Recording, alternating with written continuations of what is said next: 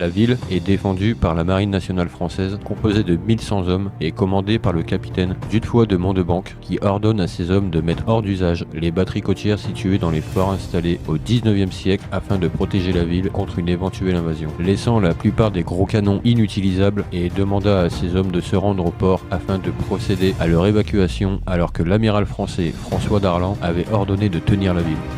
Le retrait britannique fut vivement critiqué, ce qui conduit Churchill à obliger les troupes de Calais de se battre jusqu'au bout. Et il fera part plus tard, dans ses mémoires, d'une évacuation qu'il qualifiera de regrettable. Le lendemain, le 21 mai, le brigadier anglais William Fox Pitt donne l'ordre d'embarquer pour la France au 2e bataillon des Welsh Guards et des Irish Guards, faisant partie de la 20e brigade d'infanterie indépendante qui s'entraîne du côté de Camberley en Angleterre. Les bataillons sont déployés dans toute la ville et sont rejoints par le 69e régiment anti-char et la brigade anti-tank compagnie. 3 navires marchands composés de l'artillerie royale et le destroyer HMS Vimy rejoignent les troupes sur place, suivis par un régiment de chars cruisers arrivant de Calais le jour suivant. Les Allemands avancent vite, ce qui oblige 3 bataillons français dirigés par le général Pierre-Louis-Félix Lanctot, commandant de la 21e division d'infanterie française, à défendre Boulogne-sur-Mer grâce à une ligne de 16 km au sud de la ville, et sont soutenus par leur Royal Engineer qui établissent des barrages routiers. Les troupes alliées, déjà sur place, dont les quartiers généraux se situent en ville haute, attendent l'arrivée des renforts de la 2e division d'infanterie qui n'arriveront jamais, obligeant le général Lanctot de réorganiser ses forces afin de protéger la ville le plus longtemps possible, sans pouvoir communiquer avec le brigadier Fox Pitt.